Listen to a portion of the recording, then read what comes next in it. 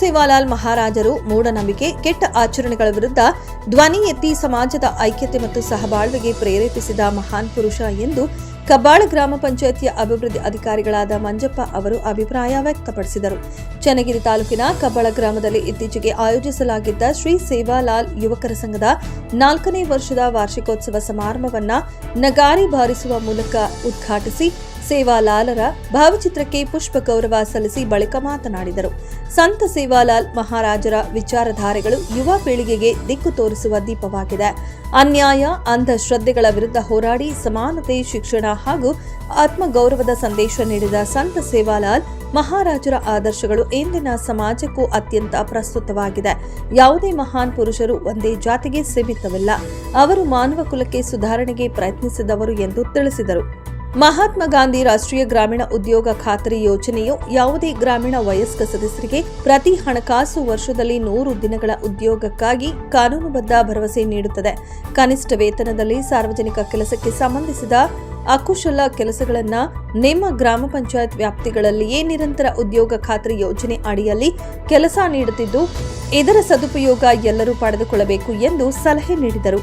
ಈ ವೇಳೆ ಗ್ರಾಮದ ಸರ್ಕಾರಿ ಶಾಲೆಯಲ್ಲಿ 23 ವರ್ಷಗಳ ಕಾಲ ಸೇವೆ ಸಲ್ಲಿಸಿದ ಸಹ ಶಿಕ್ಷಕಿ, ರಾಜ್ಯ ಉತ್ತಮ ಶಿಕ್ಷಕಿ ಪುರಸ್ಕೃತರಾದ ಶ್ರೀಮತಿ ಮಂಜುಳಾ HM ಇವರಿಗೆ ಹೆಚ್ಚುವರಿ ವರ್ಗಾವಣೆಯಾದ ಪ್ರಯುಕ್ತ ಬೀಳ್ಕೊಡಲಾಯಿತು.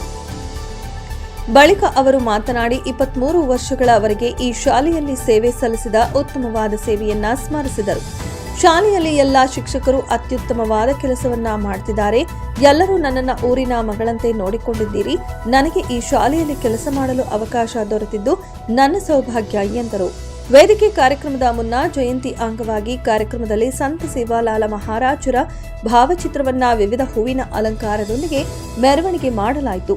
ಗ್ರಾಮದ ಮಹಿಳೆಯರು ಹಾಗೂ ಮಕ್ಕಳು ಕುಣಿದು ಕುಪ್ಪಳಿಸಿ ಸೇವಾಲಾಲ್ ಮಹಾರಾಜರ ಜಯ ಘೋಷಗಳನ್ನ ಕೂಗಿ ಭಕ್ತಿಭಾವ ವ್ಯಕ್ತಪಡಿಸಿದರು. ಈ ವೇಳೆ ಊರಿನ ಮುಖಂಡರಾದ ದಾಗಿಸ್ವಾಮಿ ನಾಯ್ಕ, ಗ್ರಾಮ ಪಂಚಾಯತಿ ಮಾಜಿ ಅಧ್ಯಕ್ಷರಾದ ಸುಷ್ಮಾಬಾಯಿ, ಉಪಾಧ್ಯಕ್ಷರಾದ ವೆಂಕಟಾಲಕ್ಷ್ಮಿ, ಅಣ್ಣಪ್ಪ, ಸೇವಾಲಾಲ್ ಯುವಕರ ಸಂಘದ ಅಧ್ಯಕ್ಷರಾದ ಸಂತೋಷ್ ನಾಯ್ಕ, ಗೌರವ ಅಧ್ಯಕ್ಷ ಹರೀಶ್ ನಾಯ್ಕ, ಪ್ರಧಾನ ಕಾರ್ಯದರ್ಶಿ ಅಭಿಲಾಷ್ ಎಂ, ಉಪಾಧ್ಯಕ್ಷ ಲೋಹಿತ್ ನಾಯ್ಕ, ಖಜಾನ್ಸಿ ರುದ್ರೇಶ್ ನಾಯ್ಕ, ನಿರ್ದೇಶಕರಾದ ತೇಜಸ್, ರಾಕೇಶ್, ಕಿರಣ್, ಯಶವಂತ್ ಹಾಗೂ ಮಾಲಾಧಾರಿಗಳು ಸೇರಿದಂತೆ ಗ್ರಾಮಸ್ಥರು ಉಪಸ್ಥಿತರಿದ್ದರು.